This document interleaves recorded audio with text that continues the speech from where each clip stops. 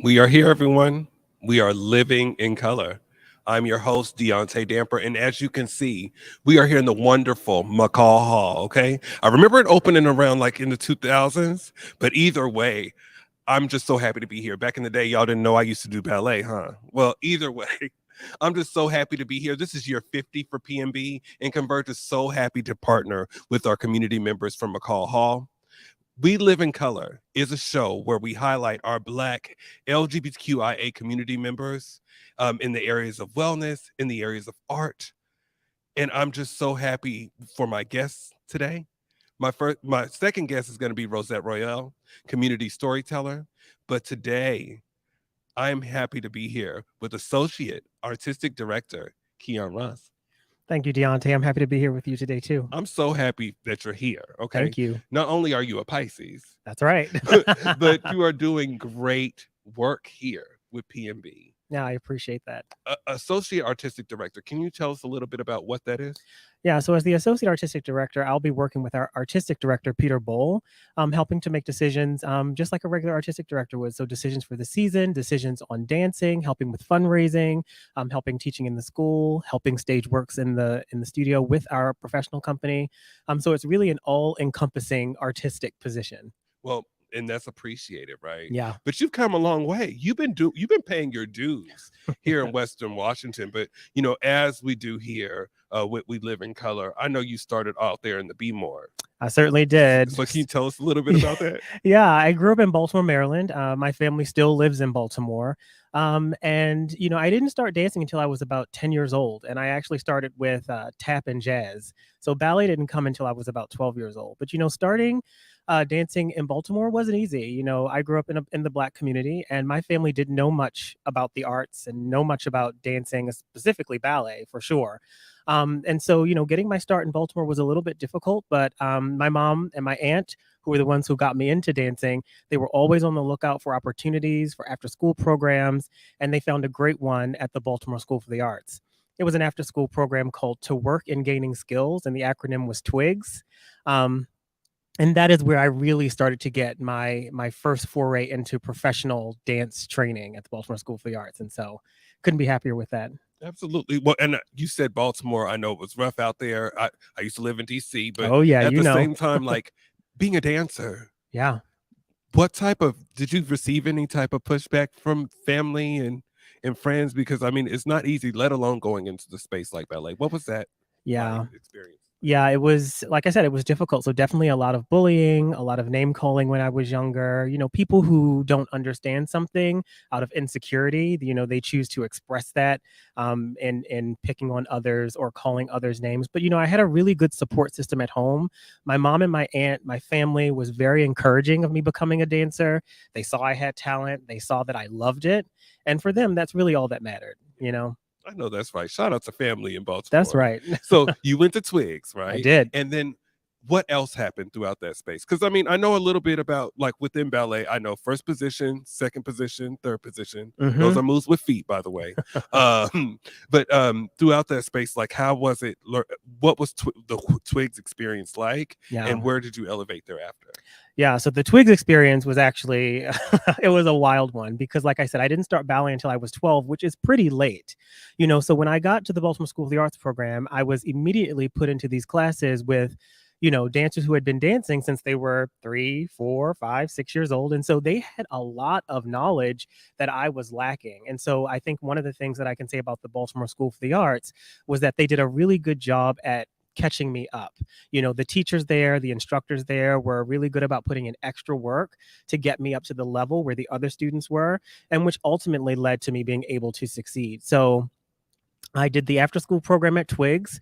And then my freshman year of high school, I auditioned for the regular school at the Baltimore School for the Arts and was accepted into that program. And that's when things really started to roll. I really found my mentor. His name was Roberto Munoz. And he was the one who spent, hours after school with me, working on all the steps that I was having trouble with, making sure that I had sort of a better understanding of what it meant to become a professional ballet dancer, because I actually didn't at that time know it was a career that I could have.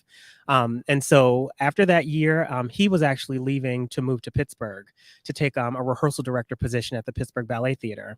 And he had a really candid conversation with my family and myself at that time, saying, if Kiyon really wants to pursue this really professionally, he'll need to leave Baltimore and he'll need to go and get even better training than he's getting now. And so I actually moved to Pittsburgh when I was 15 years old, Oh my God. away from my family. Yeah. And I moved in with a host family. Okay, what's a host family? So a host family is a family that an organization will work with to host students who come from out of town, who still need supervision and can't live on their own. And so I was paired with this host family who was wonderful. And I did my sophomore year of high school in Pittsburgh while I was dancing at the Pittsburgh Ballet Theater School. I did 1 year there, and then I started to set my sights higher. I knew there was more. I knew I wanted to do bigger things. And I kept hearing about this place called the School of American Ballet, which is in New York City. And so after my year in Pittsburgh, I decided to audition for the School of American Ballet. I was accepted, and so I picked everything up from Pittsburgh and I moved to New York City. You making moves? And how old were you at the time? Oh yeah, so I was 16 at this time when I Wow. moved to New York. By yourself, or did you do house parent? Yeah, so in New York they have a really different setup. They actually have dorms, and the dorms are literally right upstairs from the dance studios. So like they take care of you at the dorms there. So I moved from Pittsburgh to New York, which is where I met Peter Bowl, who is our current artistic director. He was actually my teacher, my ballet teacher, for those 2 years when I was living in New York. So yeah, I trained in New York City at the School of American Ballet for 2 years. And then it was time to graduate. I graduated from high school from Professional Performing Arts School in New York City. And then it was time to figure out what I was going to do professionally. Did a lot of auditions. Was not going to audition for the Pacific Northwest Ballet just because at that time, I didn't think there was a chance that I would get in. Why? Why didn't you think you were going to get in? At that time, the company, it just looked different. They had really tall, beautiful women in the company, really tall men. And, I'm shorter, I'm more athletic. Mhm. And so it just didn't seem like it was going to be a good fit for me. But I decided to audition anyway. You know how we do. You just try, gotta go do it. try, fake it until you make it. So I went and I took this audition with Kent and Francia, who are our founding artistic directors. They happened to be in New York City at the time, leading this audition. And at the end of the audition, they called my number, and I was completely shocked that they wanted to talk with me. And they said, we think you're really talented. You have amazing jumps, and we'd like to invite you to come to our summer course. And, most dance students know that summer course is usually the way that you get invited to stay at organizations or companies that have year-round training programs. And so I came to the summer course, worked my butt off. And at the end of that, they said, we'd like to invite you to join our professional division. Oh, that is awesome. Yeah. See, I want to ask you some more Sure. about that. Your journey to Seattle, your journey through PNB, and where you're at now. Yeah. And we're going to get into that in just a second. Great. We're going to take a quick break. You're watching We Live in Color live at the McCaw Hall.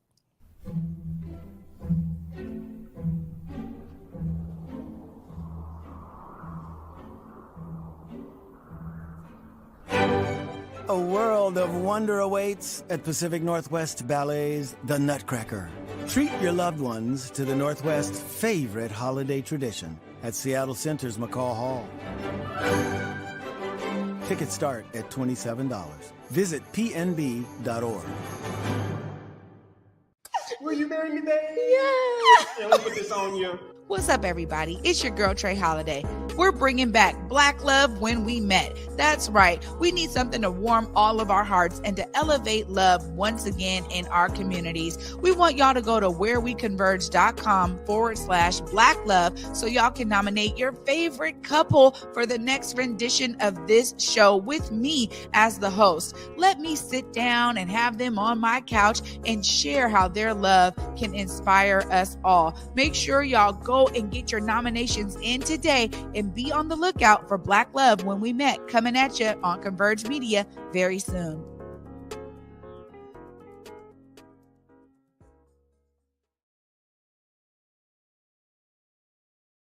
Hey guys, Besa Gordon here, and before heading to Belize, Trey Holiday and I had to make sure we linked up with our good friends over at Market Street Shoes to, of course, grab a few things for the trip. From bags to socks, shoes, sunglasses, earrings, and more. Before going on any trip, make sure you stop at Market Street Shoes.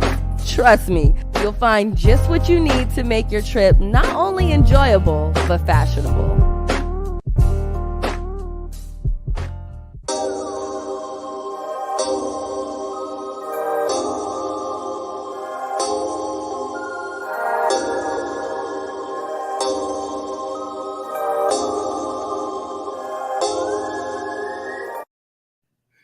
Hello, everyone. We are back here live at the McCaw Hall. You're watching a special episode of We Live in Color, and I am with Kiyon Ross.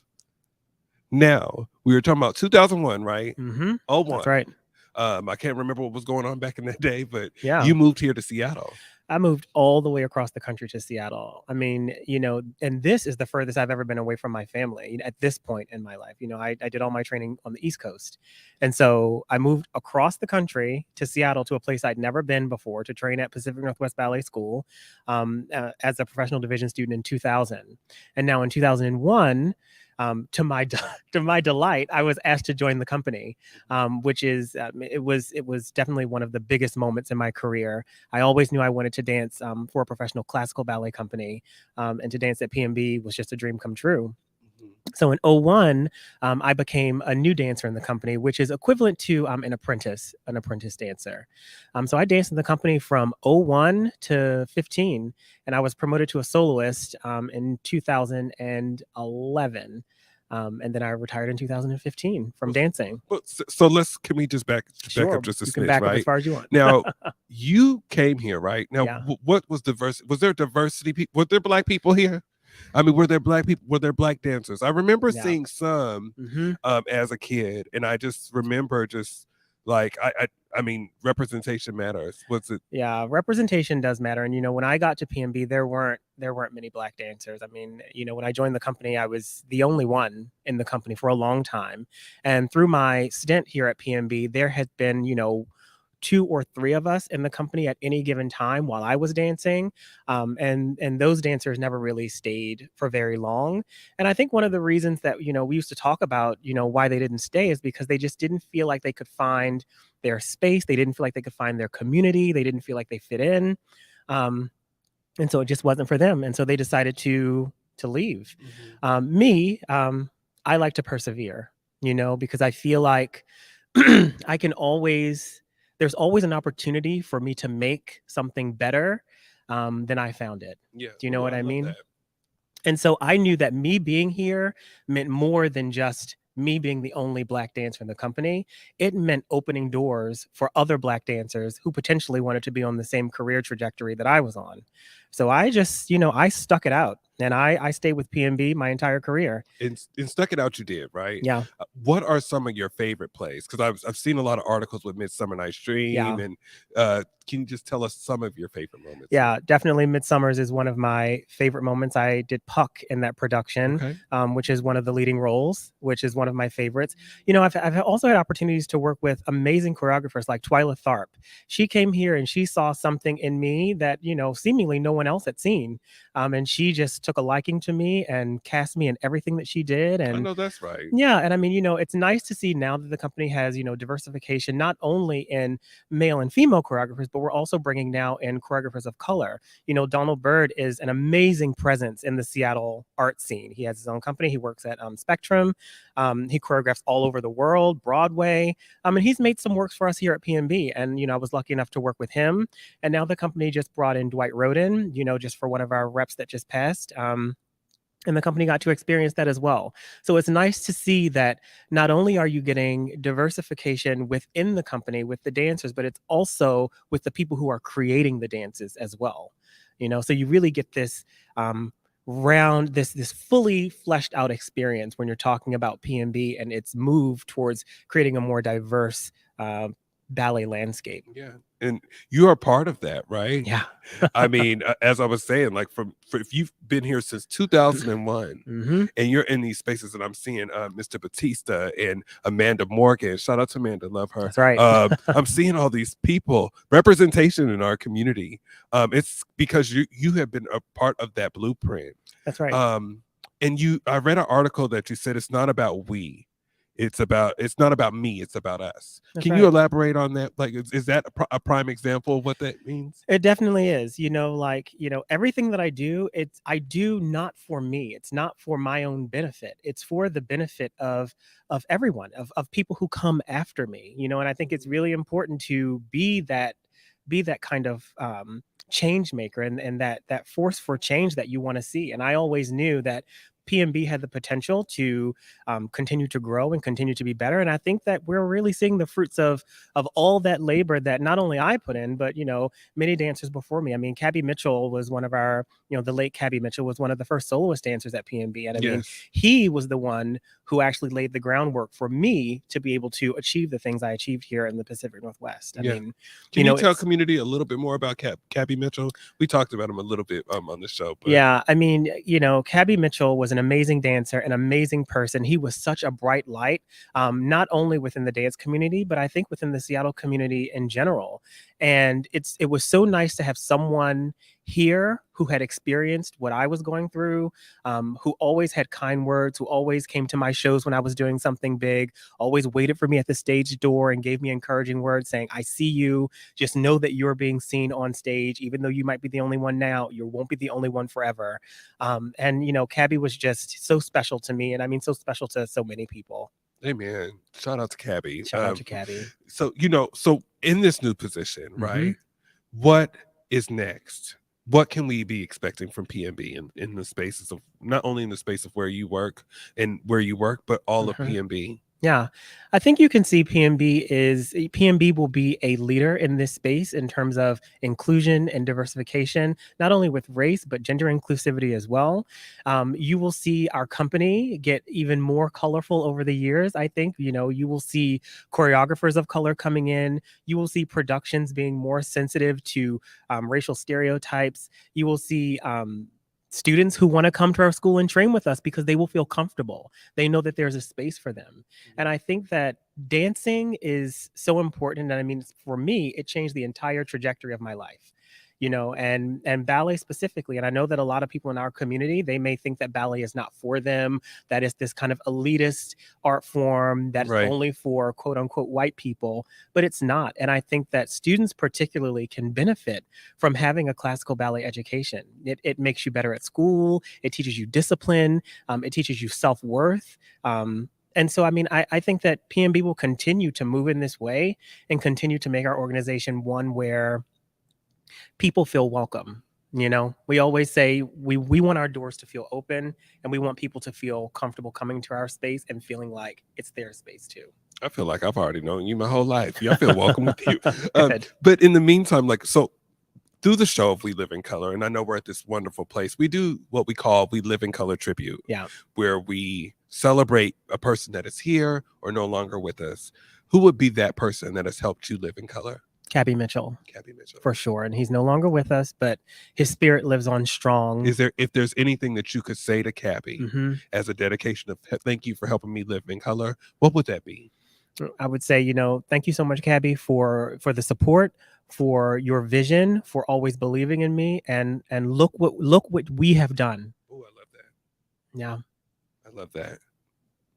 But before we get out of here, what are the next events here? And thanks to Cabby Mitchell. I remember Omari was like, hey, you never heard of Cabby Mitchell before? And just started reading all these different articles. And Vivian Phillips was on my page like, yes, Cabby, yes. That's right. So it's really important. I'm happy that you're here. I do want to make sure that we tell community about some upcoming events that PNB has coming up. So could you look in that camera, I believe? Yeah, sure. And, tell them what's next. Yeah, so right now you can catch the Nutcracker at Pacific Northwest Ballet playing through December 27th. There are lots of performances, lots of shows, and so we hope to see you there. And I'll be there. Okay, Great. Amanda's my girl. We go back a couple of years, so and I'll be there too. Okay, so. well, maybe I could be a toy soldier. Never mind, I'll try next year. But thank you so much for coming on, and thank you very much for inviting us here to McCaw Thank you so Hall. much, Deaunte. I appreciate it.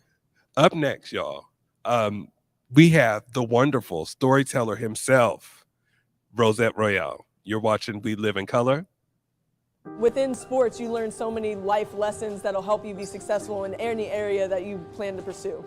So I remember being a kid in Spokane and going to camps like this with my friends and just having a blast, and that's really when I fell in love with this game. Hopefully, we're doing the same and inspiring some of these kids to keep going on this journey.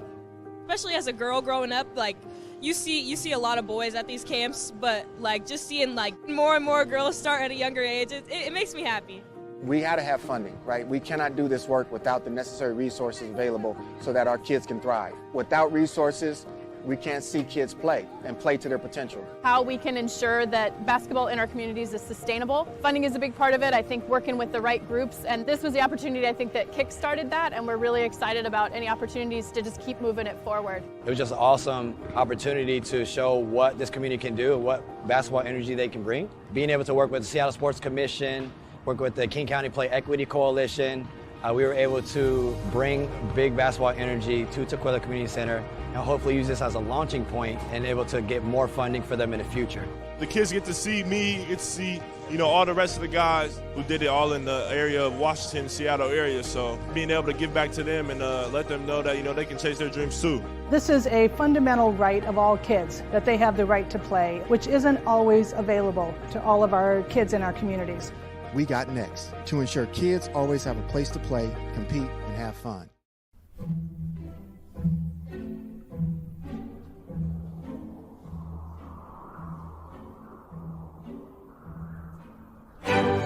A world of wonder awaits at Pacific Northwest Ballet's The Nutcracker. Treat your loved ones to the Northwest's favorite holiday tradition at Seattle Center's McCaw Hall. Tickets start at $27. Visit pnb.org.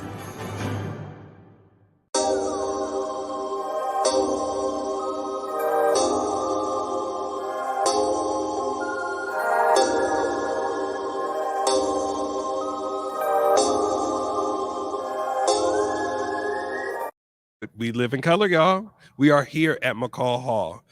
Today is December 1st, and it is World AIDS Day. Most of the people that we know in our community haven't had an opportunity to share their stories because, to be quite honest, a lot of them aren't here.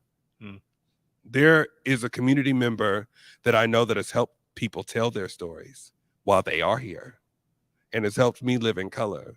So while we are here in McCaw Hall, I couldn't think of a better person to be here than Rosette Royal.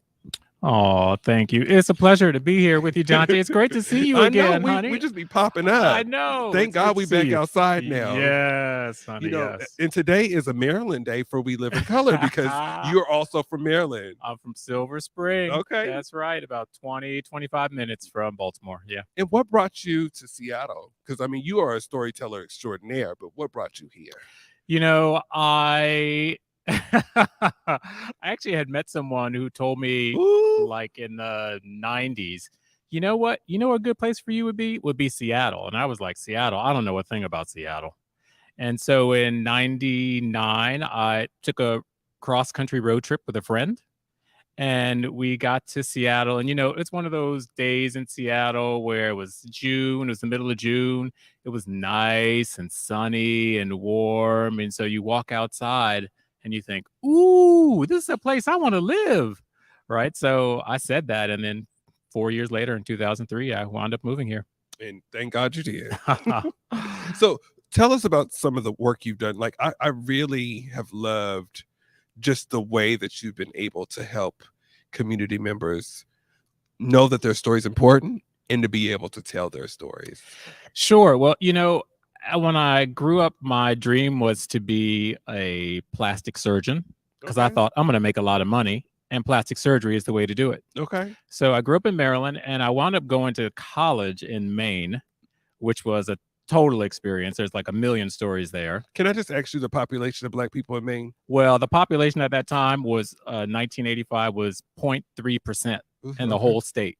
Okay. Right. And I think at least half of those people were at the college where I went to. Okay. But I went to this college and I wrote this essay about my relationship with my father, which was very difficult when I was growing up. And I got an A on this essay and I was surprised. And the professor was like, "Why are you surprised? You're a storyteller." And I was like, "What are you talking about? I'm going to be a plastic surgeon." And he's like, "Okay, sure. I just thought that you were a writer by what you had written." So it was really this professor that got me to think about telling stories. And so then I took a fiction writing class and then I just fell in love with writing. And so I fell in love with writing. I'd always been a big reader and I'd read all kinds of people, James Baldwin, Maya Angelou, Alice Walker. I was reading all these people and it just never occurred to me that I could tell a story like they did. They just seemed so over there and I was just here in me. Right. Mm-hmm. But hearing this from this professor made me think, oh, I could tell stories. And so I thought about fiction, but then I wound up sort of falling into journalism. And I did that for a while on the East Coast, working on some small papers. And then when I moved to Seattle, I got a job working at Real Change newspaper. Shout out to everybody from Real Change. Yes. Shout out to Judith. Judith watched our show all the time, and she was so excited to have you on today. Oh, yeah, great. So, I used to work at Real Change, and, that really helped me think about the city, right? And when I started to think about the city, it was able to see, oh, well, where are the Black and brown folks in the city? Where are the low income people in the city? What are they doing? How are they being treated? What do they have to say? And Yes. It really became important to me to understand that I had this gift of writing. And I say it's a gift because I was blessed with it, right? We all come blessed with something. Okay. So I realized that was at least one of mine. And then I realized, how could I use this gift to help these people who are often overlooked, who we don't hear from, who are often ignored. Right. So Real Change really helped me do that. And that really kind of put me in the position, I think, to become more interested and driven to help tell these stories of people that we don't hear from often. And that's that's why I love you, but that's why community loves you. When you were working with the AMP, the AIDS Memorial Pathway, right? And can you let community know a little bit more of what the AIDS Memorial Pathway is? Sure. So in 2018, I started working for the AIDS Memorial Pathway, also known as the AMP, and it has a number of sort of ways for being, or reasons for being. And one is to use art and technology to tell the story of HIV/AIDS in Western Washington. And so I was hired as a story gathering consultant. And my job when I first started was to get the stories of Black and brown people talking about their experience of HIV/AIDS. So that could be people living with the virus. That could be parents of people who may have passed. It could be people who worked at nonprofits. It could be people who had stories about siblings or lovers or partners or friends or parents. And, that was I remember when I started doing it, people said to me, well, how are you going to take care of yourself? Like, that's going to be really heavy. Right. And somehow I'm able to create a space for folks to be able to talk truthfully about difficult things. And the thing that had started happening when I was listening to people and being with them is that really it was empowering, because some people hadn't spoken about it in public, about their stories, about the family members, about themselves living with HIV. And so to be with someone when they're tapping into their truth is actually really transformational. It really was. I mean, it really is. You've interviewed some really great people in community, from Alexa Manila to Harriet Walden, Reverend Harriet Walden, to Larry Gossett. Larry Gossett's interview really stood out for me because I never knew that he was impacted, but just hearing him, his all transparency, he is so gung-ho with community when it comes to making sure that we spread awareness for this. Right. I mean, the thing that, like I was saying, I grew up on the East Coast, And so when I was young, 13, 14 is when I started hearing about, well, people didn't know what it was. It didn't really have its name. People were dying. What's the cause? Oh, it's gay people. Oh, can they come over to my house? I don't know if I can use a fork with them. Like these terrible things that people were saying. And so I was a reader. So I was reading newspaper articles and trying to educate people and let folks know that, oh, you can't get it from going to the bathroom after someone. Like, it doesn't work like that. And I found it was really important to talk to my family members about it and to my community members about it. And so this coming here and doing the work with the AIDS Memorial Pathway was really just an extension of like my early life. Yeah. I realized Wow. it was sort of reborn, my passion for listening to and engaging with Black and brown folks about important issues. Right, because we're all spread out. So bringing us back in, I think that's what the Pathway did with a lot of our community organizations, from the POCANs to the ARTHs, right? Yes. To the Service of Center for Multicultural Health. Those community people that have worked in those spaces, right? Vanessa Granberry. The Vanessa Granberry, yes, right? Yes, Hunty. Yes. They're a part of this compass that we have with navigating through our community members through HIV awareness and also storytelling, because they actually have all of that. They have the lived experience. They've also been added to grants that they can't be added to because, well, you know how community goes. Yes, I do. So what are some of your other favorite interviews that you've done through the Pathway? Well, Deaunte, I interviewed you. And so yours was a standout to me. And that's hard to say. Really, they're all standouts. Yeah. Okay, I'll be honest. Yeah. But yours was really important to me because you were so truthful in this way that other people hadn't been truthful. You talked about your pain. You talked about how you wished things had happened one way, but they didn't go that way. And there was also anger in your story. And there was vulnerability. Yeah. And all of those things coming together, you were just sitting on this couch, right? And I could tell that it's sort of like a drawbridge, right? You see it open, like I could see the drawbridge to your spirit open up as we were talking. But I could tell how you at first wanted to have the defenses up. I did. I was so scared because I think it's like, this is like an exclusive, right? Being diagnosed and watching a lot of like our community members pass away or be shunned out. Like, I'd literally only just been home a year, right? Now everyone will know my story or a big piece of my story. And let alone I was also still in crisis. So it was really hard to do that, but I thank you because I think that also gave me an opportunity to feel liberated, to start pushing the conversation, being in a room like this and having a conversation about me and about how HIV has saved my life. Well, the other part for me about being a storyteller is about responsibility, right? Like when someone shares an intimate detail about their life with me, it's my responsibility to treat it with respect. And when I share it out with folks, to make sure it's shared with respect.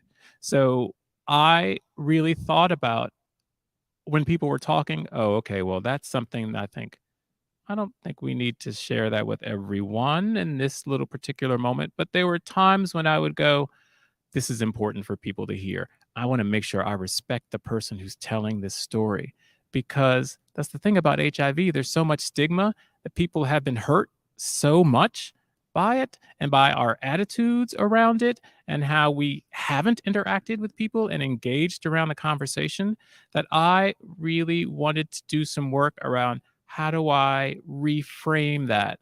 How do I recommit to supporting people who haven't been supported? Right.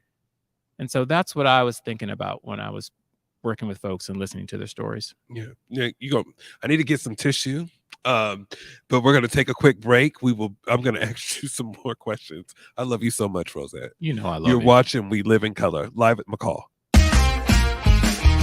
I did it for the city. I did it for the love. I did it for the people. I did it for us. Back on this rap ish. I ain't even broke a sweat, homie. This practice. Pondering my next move. Staring at my track list. Hope I ain't miss my window. Praying like a Baptist. Seattle's own. Tired of this Game of Thrones. They made a list of the best rappers, and guess who wasn't on? While the disrespect continues, I'm steady packing these venues. Guess if you ain't at the table, you on the menu, and I'm that spitter, baby. They don't want you to see, but everybody's south of Capitol Hill's rocking with me. Boys smoke the trays and ponder getting their life together. I'm comfortable with my role, so I'm like, whatever. Me? I ain't got a job, but I work hard. And you don't work hard, but you got a job. The irony is I'm judged while you feel the applause. I'm slept on, that's why I had to set this alarm. My dude just armed, I'm armed with this arm charm. Body banging like she got that cream from Barry Bonds. Yeah. I did it for the city. I did it for the love. I did it for the people. I did it for us. That Dre season is here. A real hitter with a mic, I'm everything that they fear. With that hood ain't the same. I was all on their ass, I'm level-headed. So yo, my dudes love when I spaz. And I'm so over Seattle's passive-aggressive attitude. They don't call you back, what they really saying is F you. While I'm from the same place, I move at a different pace. COVID-19 hurt my income, my health, and my family. We were about to lose our home when we heard we might be eligible for homeowner assistance funds from the government. We called 1-877-894-HOME, and a housing counselor stepped in, talked to our lender, and saved our home. Federal funding details at washingtonhaf.org. That's washingtonhaf.org. And we're back here. We Live in Color live at McCaw Hall. I'm here. We was gossiping during the break, but I'm here. But I am here with Rosette Royal, community storyteller extraordinaire. And you know, I mean, we can go back into the Memorial Pathway, right? Because we were just there this past weekend, right? Yeah. You know, we just dealt with this tragedy out there in Colorado with our community members we lost through Club Q, and you were asked to speak. I wish I had a video. Shout out to Jordan, who did some wonderful photography throughout that space. But you've really set the tone, especially with everyone out there in the midst of the rain, in the midst of the storm. You really did. And I just wanted to kind of just get your thoughts on like that. Well, I mean, it's fantastic to be a queer person, a Black queer person. I think it's beautiful. I think it's a blessing, right? I had to learn it was a blessing, right? Because I've been told that it was one of the worst things in the world to be, right? That's what some of my family members had told me, right? That's what I read in books, the stories, everyone's gossip, you know, all those things were terrible. But I knew that wasn't true because I grew up outside of DC, right? And so I used to go to clubs. I used to go to tracks and hang out. And there were all these Black queens, right? And Black lesbians. They were fabulous, right? So I really learned from them that there's beauty out here. And so that's what I tried to hold on to. It took me a while to sort of deal with my internal fears. But once I did, I was like, you know what? I'm here and this is it. And this is me. And unfortunately, that hatred, that stigma, that fear is projected on LGBTQ plus folks, right? And Club Q is just one more terrible example of it. And so when those things happen, part of me thinks, but that could be me. That could have been me. Because I've been to small bars and places. I've been to bars and discos in big cities.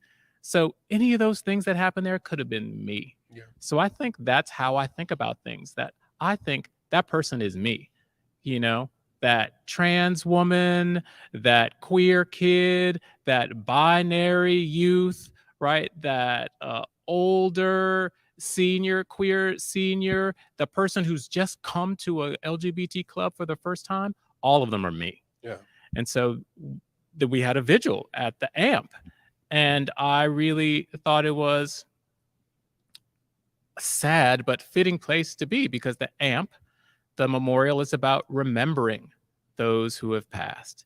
And here we were sadly joined together again, talking about people who had passed in a very violent, terrible, terrifying way.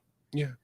And it's just the reaction from community members. I feel that although they say like, oh, this is a tragedy towards gun violence, it's like, no, well, we've been dealing with genocide in our community towards LGBTQ community members, and let's acknowledge the whole truth, right? Yes. And that goes for community city council representatives, that goes for people in the mayor's departments and governors and people that are writing policies. If we're not in my thoughts, like if we're not intentional about that, we'll forever, there will be constant club cues and in spaces of hate where people can just be open to hate. Yes. So, It'll just it's on like this terrible cycle of repeat. It's like you're kind of waiting for something. And who wants to go through life waiting for tragedy? I'm ready, like she said, waiting to exhale, right? Like, know that's here right. we are. Yeah. I'm waiting to exhale. Yes, truth. So what can we do? What can community do? I'm just actually really happy that I'm in this moment in McCaw Hall with you. You are a mentor and a dear friend to me. And you are a visionary. You've helped bring so many people to life, right? And I'm happy to have you here as a guest so you can put together help us put together a call to action. What would that be for community? Because you do this. Okay, well, first, let me just say that you're very sweet. I just think of myself as a little black queen who was running around, making cakes with my mother and taking tap and jazz lessons, dancing around the kitchen and singing little songs. So that's just who I still think of myself as. But one of the things which I also learned was that we need to love each other. And not only do we need to love each other, we need to be vocal that we love each other, right? And so when I was asked to speak at the memorial, at the vigil the other day for Club Q, the thing that I was thinking about was, you know what?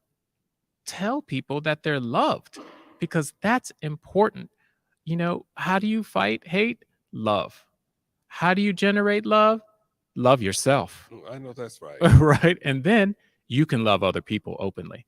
And so my call to action is love. I know it can sound so trite and silly. We're living in this age where, we're told about we're so divided that we can never come together, that it's just getting worse, that our climate is in crisis. And it's true. We are living with really difficult times. But we need to remember about love. It is such a radical act. And it is a radical act for Black folks to love and to be open about loving. Yes, that's real. Yeah. Sorry, you made me think of someone, let alone myself, in that space. But it's one of those things when we're making these moves in community. How do you do your self-care? How do you do your self-care? Because I've been struggling with that at times. I'm happy to be where I'm at, but when you were saying that love yourself part, it really resonated with me, because moving a mile a minute, sometimes we need a chance to just slow down. But how do you do it? Okay, well, there are a few things that I love, that I try to think about things that I love to do as a kid. And those are the things that I still try to do now. Read. Talk to birds, animals. Like, I love Which animals. birds you be talking to? Oh, honey, come on I know now. which one. First of all, I love crows, because crows are smart. You can talk to crows. You can feed them. I'm so scared of crows. Oh, no, honey. I am. That's the thing. I know people have this thing about crows, but if you actually start to engage with a crow and maybe feed a crow, leave a peanut or two out there, and the crow sees you, then the crow recognizes you, and then you and the crow have this bond, right? And so I do that with animals, right? Because I loved animals. So Reed loved animals. I love to cook, right? So I cook all kinds of things. What kind of cooking do you do? Okay, honey. I just want to know, because All right. I got an air fryer, and I say I can cook, so I just want to know. Well, I just got a new bunt pan. Okay. So my mother used to make cakes, and so I learned to make cakes with my mother. And I ain't had a good bunt in a long time. Oh, well, honey, you're about to get a good bunt then. Okay. All right. Because me and mama used to make cakes all the time. And so I'm getting a new bunt pan today. I'm so excited. I'm trying to figure out what recipes I'm going to make. I might have to make like this chocolate cream cheese filled peppermint bunt cake. Okay. Because I was like, why not? So I cook. And the other thing I do is try to find someone that I love and just to be with them. We don't have to have any agenda. We can go out and have French fries. We can take a walk. We can ride the bus downtown. Just something that allows me to spend time with somebody I love. That is a great way to care for yourself. I need to write that down. Now I can come with you to eat the bunt cake. Yes. I'm still scared of crows. Okay. But I'll feed a bird or a Okay. seagle. Okay. We can start with let's another start bird. small. We'll Let's start start small, small. honey. We'll move on. Okay. Up. All right. So one of the things that we do here is we tribute our community members that helped us live in color. Who would you like to tribute? Oh, can I say 2? You can say 3. Ooh, lucky me. Okay. One of them is Royal Alley Barnes, right? The acting director of the Office of Arts and Culture. Royal was a mentor for me at the AMP, and she is such a devoted soul toward holding and praising Black excellence. And she really got me to think about what I was doing, how what I was doing was in this lineage of what Black folks had done about caring for others in their community. So, Royal Alley Barnes. Reverend Harriet Walden was someone that I interviewed, and she came to my house, and she's the only person, no, she's one of the first people that I interviewed in my house. And I was like, what am I going to do having her in my house? But she came in, and just hearing her talk and tell a story about her son, Hiram, transformed the space. Amen. Right? And transformed me in that room. And so I was like, yes. And so now I have this great bond with her. Yes. Yes. So that's another one. Me too. Yeah. Me too. Yes. I mean, she like especially. I met her before that, but even after the memorial project, she was just ever since then. Hey, I'm reaching out. I'm talking to you, and I love that I love that the whole Salisbury family. They talk about their brother as if he's here. Yes. And it's such. I wish other community members spoke that life about their community members that have been impacted. Because we are living in color because of those individuals. Right. And it's so appreciated. Hearing that story keeps them alive. Absolutely. Keeps them alive and so the work that they did in the world when they were here in this form, in this body, continues on in the stories when people talk about them. It keeps their work alive. Absolutely. So Reverend Royal, Reverend Walden, Hiram. You got one more? Yes. It's my mother. Okay. Because what's her name? Let's speak. Yes, Florence Burton. Florence Burton. Florence Burton. My mother in Silver Spring, Maryland, still in the same house, 84 years old. We talk on the phone every day. That is the woman that taught me about love. She always loved me no matter what I was going through. Everything I told her, she supported me. She has always been there. My mother was a daycare mother, and a foster parent. So she raised, hundreds of kids. And that woman is the foundation of who I am. So my mother, Florence Burton, helped me live in color. Helped me live. Right.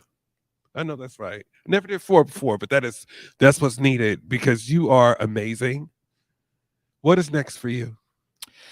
Well, gosh, I am working on a book, actually.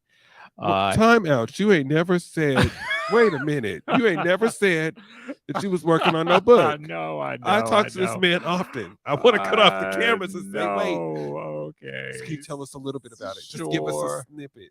Sure. So I went to Olympic National Park I worked for Real Change, sold by individuals who are unhoused. I met someone who was a nature photographer. He invited me to go camping in backcountry with him. And I'm terrified of the wilderness. And yet I went with him 5 times and then went on a solo journey in the wilderness, like 7, 8, 9 miles into the woods, and stayed there for several days by myself, which is something I swore I would never do. So the book is about me being a Black queer person and overcoming my fears and heading out into the wilderness with some man that I didn't know, some white man I didn't know, and finding safe footing in this place that terrified me. Okay. Can we get a snippet of what it may be called? The working title is called Black to Nature. Oh, that's cute. Stick it. That's cute. Thank you. Well, before we get out of here, Rosette, today is World AIDS Day. Every day we live in color. And you will be back on the show, but what can you tell community in that camera that what we should be doing now? So,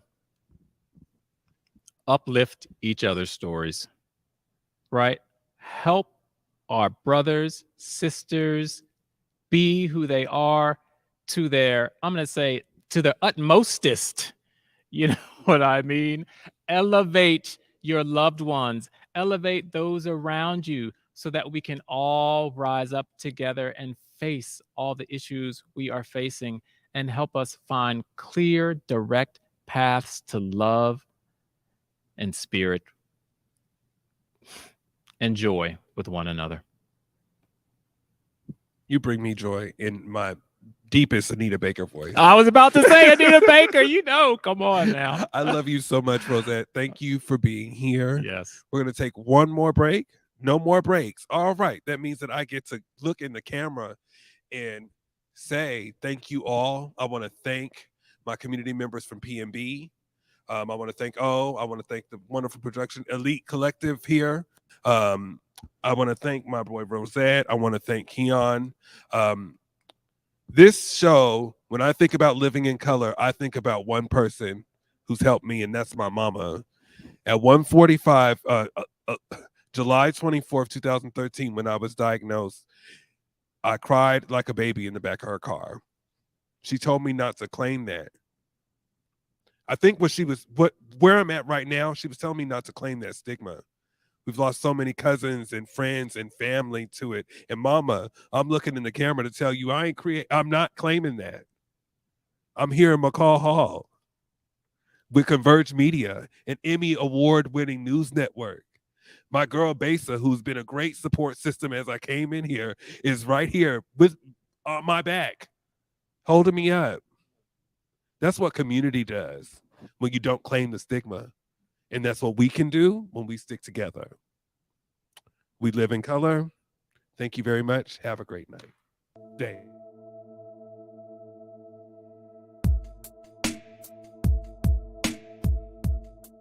Converge Media produces culturally relevant content for Black and urban audiences.